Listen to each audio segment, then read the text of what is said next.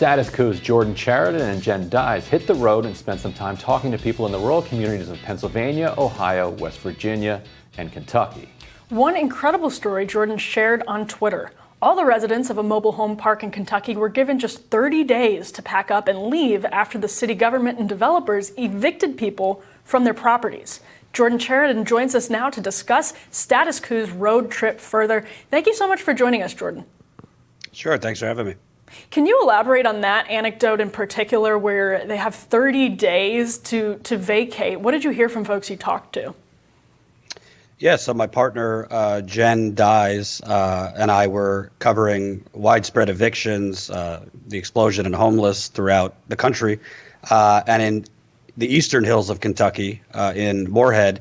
Essentially, the city government, along with real estate, a millionaire real estate developer, were colluding before the pandemic to get rid of what they called the blight of this mobile home park that had nearly 100 families. So really what happened is during the pandemic, they gave these residents 30 days to go and were offering $1,000 to move their mobile homes. You need a lot more than $1,000 to move these homes. A lot of these residents lived there for decades, and they wanted to get rid of them to create a strip mall under the guise of, economic redevelopment and all that, which we hear a lot about in other states. And part of this was what they call a TIF deal, which is tax increment financing, kind of in the weeds, but basically TIF money, they call them TIF districts, essentially subsidizes real estate developers with taxpayer money. So your property taxes, things like that, which are supposed to go to schools, police, other public things, go to the real estate developers in tax abatements. And we spoke with residents who were literally living in terror during the pandemic. Where are they going to go? How are they going to move? Trailer parks, mobile homes. And also there's another city law that says if your home is older than 1995, your home is not welcome in other lots.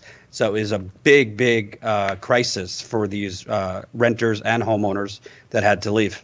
Well, also replacing the blight of housing with a strip mall is just peak logic. So, Jordan, what are these residents going to do in the face of this assault? The Kentucky residents have actually been protesting, actually got some media coverage. The New York Times did a write-up. They are trying to basically nullify the Kentucky law that allowed for this basically tax scheme, the TIF financing, with hopes if they can nullify that, then it would nullify their eviction. But right now, there are homes that have been left there because residents could not move them. There are homes that have been moved, but we met renters that literally were paying $125 to rent that space of the lot and now have been forced to move to apartments with actually less space than their mobile homes, paying hundreds of dollars more in rent. One resident we spoke to could have walked to work from her mobile home. Now she has to take a bus for 2 hours to and from work. So right now it's basically a protest movement. They're organizing in person and trying to gather folks online. So to pick up on the point about Manchin, which is a really, really interesting situation just in general across the state of West Virginia, deep blue for a long time now, deep red. I imagine you talk to a lot of people who are probably voters for President Trump, and I wonder if you sense that even some of these very local issues, you're talking about local ordinances that result in these ridiculous eviction processes, et cetera, is that being sort of projected into national distrust of the establishment, of the political establishment, whether it's Joe Manchin or somebody on the right, that is really, really deeper than a lot of people realize?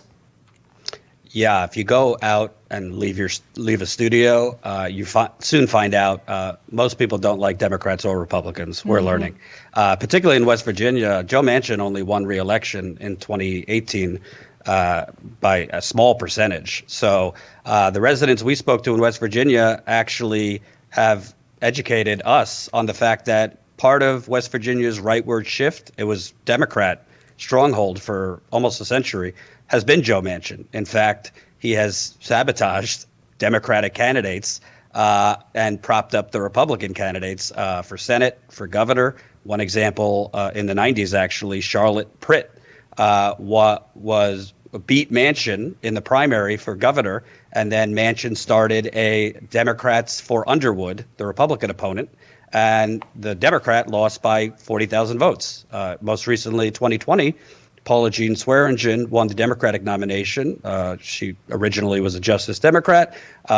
It was a little more subtle this time, but Manchin essentially, who runs the state party there unofficially. The state party didn't lift a finger for Paula Jean Swearingen. The unions wouldn't endorse her. She couldn't even get into union halls, she told us. And a lot of that was the shadow workings of Joe Manchin. And he's really not liked, particularly in the southern part of West Virginia, because they're not looking for bipartisanship. The water, there's a lot of water problems in West Virginia, a lot of cancer from coal and other toxins.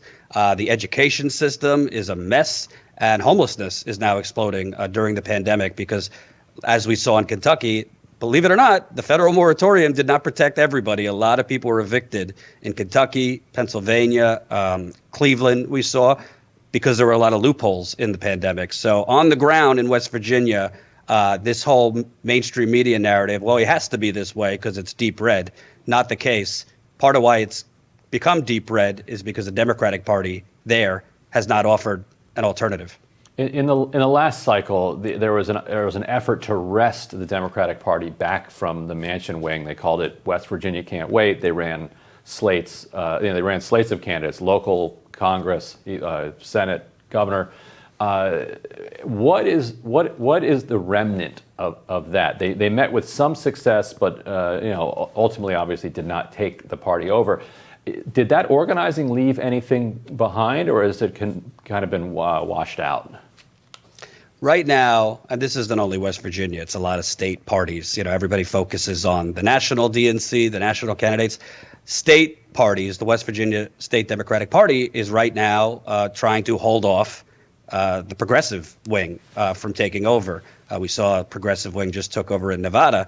But in West Virginia, the chairwoman is a strong ally of Joe Manchin. The same kind of leadership has been in place for a decade there. There is a real push by progressives to expand diversity, increase black leadership in the party, LGBT, Asian. But judging by one meeting we broke at Status Coup, they held a meeting recently in June on an affirmative action plan that the state party, according to the DNC charter, was supposed to create in the 1970s. They never created it. So they were holding a meeting on the affirmative action plan, and the white chairwoman, again, a close ally of Senator Manchin, was trying to block members of the Affirmative Action Committee, including African Americans, from entering the meeting to vote on the plan. So that's the kind of things that are going on with the West Virginia State Democratic Party. And also, I'll say on the lower level, other than Paula Jean Swearingen, there were 3 women who won primaries running on the local level for state legislature and other positions. Again, the state party didn't lift a finger for them because they were more progressive. So it really is a battle between the old guard of the state party and the new guard, and Joe Manchin hangs very heavy over it all. Something that polling doesn't always pick up on very well is what are the issues that are actually animating people. And the benefit, I think, one of the primary benefits of actually leaving a studio and going to talking to normal people outside of, the sort of beltway circles is that you can sense what's animating them. You can sort of sense the concerns that are at the top of their minds that actually might be what they're voting on when they go to the polls. What sense did you get of what those issues are right now in some of these rural areas? Yeah, I mean, honestly, if you look at West Virginia in particular, it's less that they're hardcore right wing. They gravitate towards a populist message. Bernie Sanders in 2016, he won every county in West Virginia. Trump won overwhelmingly, pushing Bernie's message with a lot of other terrible stuff. So the people we spoke with, not just in West Virginia, but Kentucky, Philadelphia, Cleveland, the main issues, honestly, they can't live off the minimum wage. They have to work several jobs. Gentrification, which I call economic terrorism, is rampant in every city. It's the same thing in every major city and even in rural areas now. You have 5 to 10 blocks that have been beautified with millions of dollars of investment, and the rest of the city is either being left to rot or people are being pushed out by further economic development. Other areas, really, water is, I've been covering this for years, water is a big problem. Cleveland has a lead problem. West Virginia has a water problem. And I would also say, due to the pandemic, all this talk about there's a worker shortage, but the people I'm talking to, I mean, one woman with a master's degree said she couldn't get a job, even at McDonald's in West Virginia, saying she was overqualified, this, that, or the other thing. So even workers that are trying to go back are having problems getting jobs, and other workers literally just can't afford it anymore to work in West Virginia. I think it's $8 and something. They just can't live off it. So I'd say minimum wage is the top issue we met, but also housing instability, because before the pandemic and during the pandemic, there's a real scheme going on where you even have real estate developers in city government. In Philadelphia in particular, one of their councilmen is a real estate developer. So there's a lot of issues that are not really being highlighted by national media. Well, Jordan, thank you so much for joining us. Thank you. We'll have more Rising for you after this.